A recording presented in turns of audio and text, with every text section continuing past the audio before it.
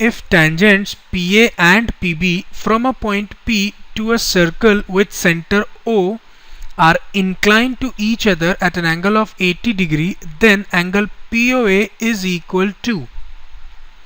Question में figure associated नहीं था, टाइम सेव करने के लिए मैंने पहले से ड्रॉ करके रखा है।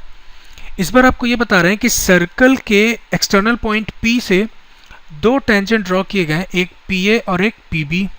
उनके बीच एंगल गिवन है आपको एज 80 डिग्री, और इतनी इंफॉर्मेशन से आपको एंगल POA फाइंड करके बताना है।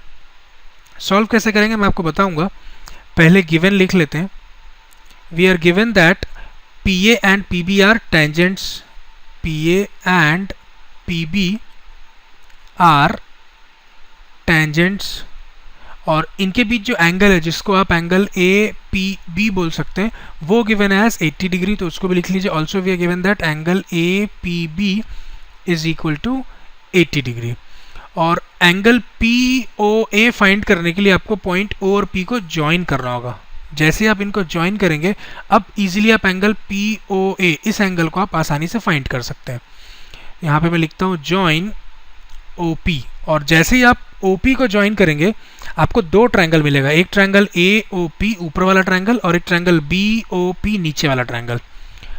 देखिए यहाँ पे मैं लिखता हूँ in triangle AOP and triangle BOP we have, दोनों ही ट्रायंगल में देखिए ऊपर वाले ट्रायंगल में जो OA है और नीचे वाला ट्रायंगल का OB, ये दोनों आपस में इक्वल होंगे। क्यों? क्योंकि दोनों ही सर्कल के रेडियस हैं।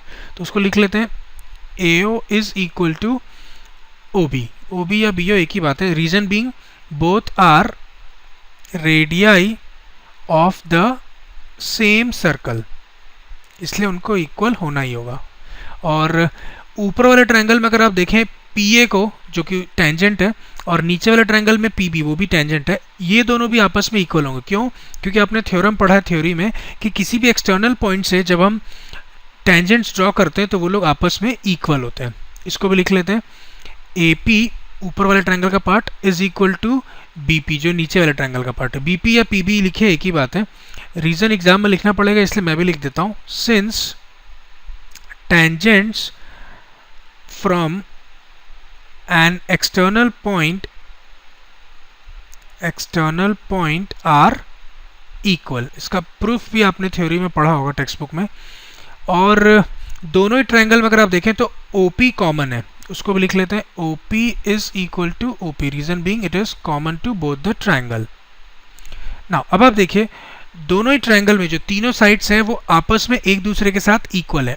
OA इक्वल है OB के साथ, AP BP के साथ इक्वल है, और OP तो कॉमन है। इसका मतलब दोनों ट्रायंगल आपस में कॉन्ग्रुएंट है। Therefore triangle AOP is congruent with triangle BOP, और जैसे ही दोनों ट्रायंगल कॉन्ग्रुएंट हुए तो आप उनके करस्पॉन्डिंग पार्ट्स को भी इक्वल कर सकते हैं। तो मैं यहाँ पे लिखता हूँ देयरफॉर बाय CPCT से हम ये बोल सकते हैं कि ये जो एंगल होगा ऊपर वाले ट्रायंगल का पार्ट और ये एंगल नीचे वाले ट्रायंगल का पार्ट, ये दोनों एंगल भी आपस में सेम होंगे। ठीक, और एक्चुअली टोटल एंगल आपको गिवन था एज 80 डिग्री। इसका मतलब ये भी कितना होगा 40 डिग्री और ये भी होगा 40 डिग्री, क्योंकि दोनों को इक्वल होना है तो वो 40 डिग्री में इक्वली डिवाइड हो जाएंगे। तो यहाँ पे मैं लिखता हूँ therefore by CPCT angle OPB, जो ये नीचे वाला एंगल है OPB is equal to angle APO, ऊपर वाले एंगल की बात कर रहा हूँ APO, और वो कितना होगा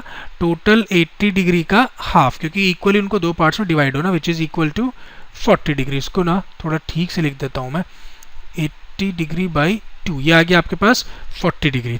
ठीक, नाउ अब सिर्फ एक ही ट्रायंगल पे फोकस करेंगे। मैं स्पेस देखता हूँ कितना अवेलेबल है, अगर यहीं पे हो जाए तो। अब आप देखिए इन ट्रायंगल AOP, ऊपर वाले ट्रायंगल की बात करते हैं, इन ट्रायंगल AOP, क्योंकि इसी ट्रायंगल का पार्ट है एंगल POA, जो आपको फाइंड करना है वो ऊपर वाले ट्रायंगल का ही पार्ट है, इसलिए इसको कंसिडर कर रहा हूँ मैं। इन ट्रायंगल AOP ये जो एंगल होगा ये 90 डिग्री होगा। क्यों? क्योंकि PA जो है वो टेंजेंट है और OB क्या है रेडियस। आपको मालूम है टेंजेंट जो होता है रेडियस के साथ at the point of contact perpendicular होता है। ये एंगल आपको पता चल गया 90 डिग्री, ये आपको ऑलरेडी मालूम है 40 डिग्री, तो ये तीसरा जो अननोन है आप आसानी से निकाल सकते हैं। अगर आप निकाल लेंगे तो वीडियो पॉज करके खुद से निकाल लीजिए, otherwise I am solving it. In triangle AOP we have angle OAP, मैं तीनों एंगल का सम लिखूंगा as 180 degree, angle OAP plus angle APO plus angle POA जो आपको फाइंड करना है, एंगल POA ये कितना होगा 180 डिग्री। ठीक, एंगल OAP मैंने आपको पहले ही बता दिया 90 डिग्री, ये तो 90 डिग्री, रीजन आपको मालूम है। ठीक है, tangent is perpendicular to radius. मैं लिख नहीं रहा हूँ, स्पेस अवेलेबल नहीं है, इसलिए आप एग्जाम में जरूर लिखिएगा। वैसे ऑब्जेक्टिव क्वेश्चन आपको लिख के समझाना भी नहीं है, पर अगर ये सब्जेक्टिव क्वेश्चन के फॉर्म में आ गया तो आपको सॉल्व करके पूरा बताना पड़ेगा। ये तो 90 डिग्री है, ये आपने अभी कैलकुलेट किया 40 degree plus angle POA unknown है, वही आपको फाइंड आउट करना है। Keep it as such is equal to 180 degree. अब आप देखिए 90 प्लस 40 जब आप करेंगे तो ये आपके पास 130 आ जाएगा। मैं यहाँ पे सॉल्व करता हूँ, 130 degree plus angle POA is equal to 180 degree.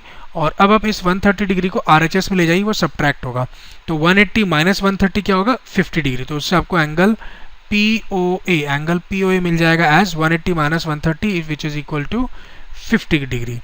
और यही आपको फाइंड आउट भी करना था। किस ऑप्शन में 50 डिग्री है चेक करिए, फर्स्ट ऑप्शन में। So this is our correct answer. By this we come to an end of this question. Let us now move on to fourth question of the exercise.